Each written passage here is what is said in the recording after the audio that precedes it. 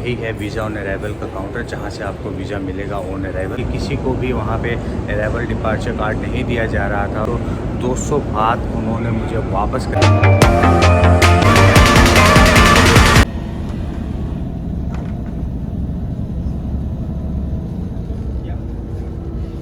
बस में टॉयलेट की सुविधा भी दी जाती है यहाँ पे।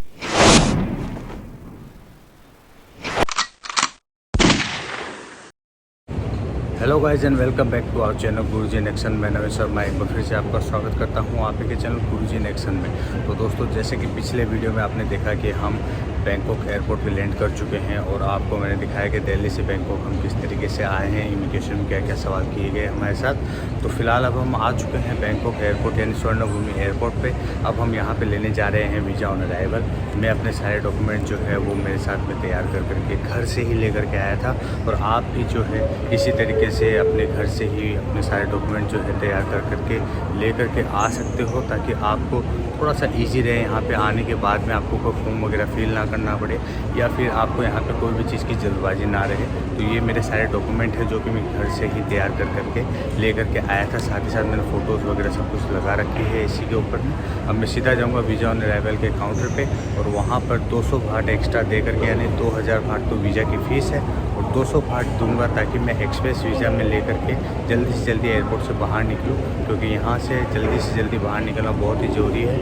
यहाँ पे कई तरीके के लोग आते हैं, आप मास्क का इस्तेमाल करते रहिएगा। मैंने आपको फ़्लाइट में ही बताया था, और अभी बता रहा हूँ कि मास्क जो है आप एनी टाइम अपने चेहरे पर लगा कर ही एयरपोर्ट पर घूमिएगा। तो चलिए अब चलते हैं सीधा वीज़ा ऑन अराइवल काउंटर पर।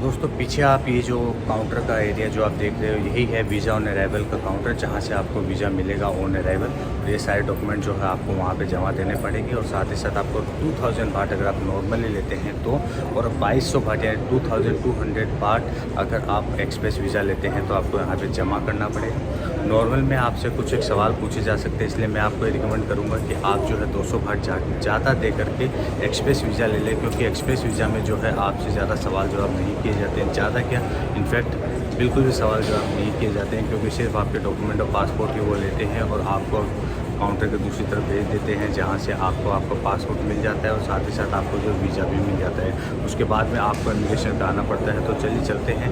मैं तो आज एक्सप्रेस वीज़ा ही लेने वाला हूँ, क्योंकि मैं बिल्कुल भी सवाल जवाब के मूड में नहीं हूँ, क्योंकि बहुत थका हुआ हूँ। फ़्लाइट ऑलरेडी 4.5 घंटे की फ़्लाइट थी, जिसकी वजह से बहुत थक चुका हूँ। तो चलिए अब सीधा चलते हैं, वीज़ा लेते हैं, उसके बाद में इमिग्रेशन करा करके आप लोगों से मिलते हैं। तो चलिए चलते हैं अंदर।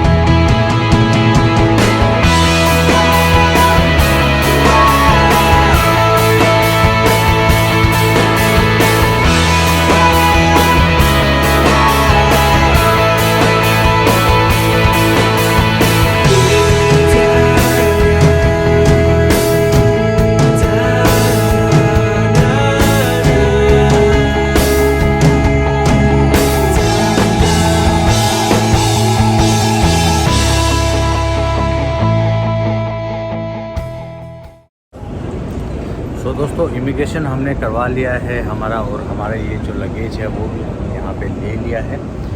दोस्तों अब मैं आपको एक बात बताना चाहता हूँ कि जो अराइवल डिपार्चर कार्ड जो कि पहले हमें दिया जाता था, फ़्लाइट में ही दे दिया जाता था, और अगर फ़्लाइट में अगर नहीं दिया जाता था तो वो वहाँ स्वर्णभूमि एयरपोर्ट या फिर डीएमके में लैंड करने के बाद में हमें दिया जाता था, जिसे हमें फिल करके इमिग्रेशन काउंटर में देना पड़ता था।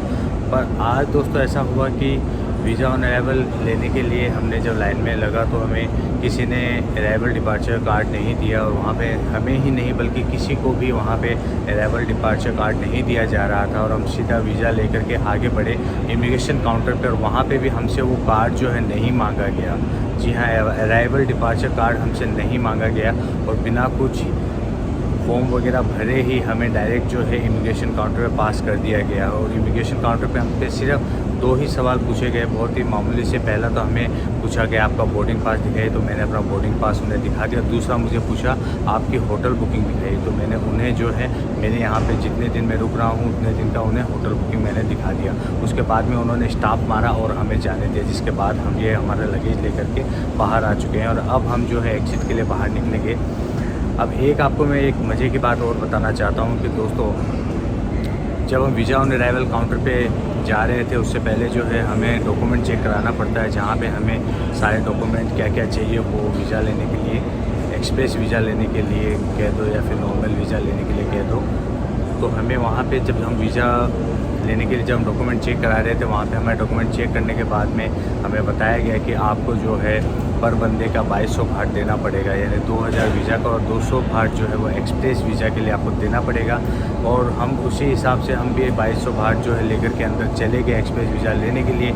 और जब हम एक्सप्रेस वीज़ा काउंटर पे हम पहुँचे और 2200 भाट के साथ में हमारा पासपोर्ट और अदर जो डॉक्यूमेंट है वो उन्हें दिया वीज़ा लेने के लिए, तो उन्होंने हमें एक पर्ची दी जिस पर लिखा हुआ था 2000 भाट, यानी कि उन्होंने हमें एक पर्ची दी है जिस पे लिखा हुआ था 2000 भाट। तो जब मैंने उनसे क्लेम किया कि आपने मुझसे 2200 भाट लिया है और 2000 भाट की आपने मुझे पर्ची दी है, ऐसा क्यों? तो दोस्तों आप विश्वास नहीं करोगे, उन्होंने 200 बात जो है मुझे वापस कर दिए वहाँ। जी हाँ दोस्तों, 200 बात उन्होंने मुझे वापस कर दिए। जब मैंने उनसे सवाल पूछा, जब मैंने उनसे ये आर्ग्यू किया कि आप लोग जो है 2000 बाट फ़ीस में आप लिख के रखे हो और पर्ची में जो है 2000 बाट लिख के रखे हो, फिर भी आप मुझसे 2200 बाट आप ले रहे हो, किस चीज़ का? तो उन्होंने मुझे अंदर बुला करके मीन्स काउंटर के पीछे के साइड में ले जा करके 200 बात मेरे को रिटर्न कर दिए। दोस्तों ये आज एक बहुत ही अच्छी जानकारी मुझे यहाँ पे प्राप्त हुई, जो कि मैं आप लोगों के साथ में शेयर कर रहा हूँ कि दोस्तों अगर ऐसा आप लोगों के साथ भी हो तो हो सकता है शायद आप लोग को भी वो लोग वापस कर दें, क्योंकि उन्होंने पर्ची सिर्फ 2000 बात की दी थी, ना कि 2200 बात की। तो आप लोग भी क्लेम कर सकते हैं, क्योंकि जिस तरीके से मैंने क्लेम किया और उन्होंने पैसा मुझे वापस कर दिया, तो मुझे ऐसा लगता है कि शायद यहाँ पे ये 200 बात जो है वो ऐसे ही लिया जा रहा है, बल्कि इसकी कोई ज़रूरत नहीं है हमें देने की।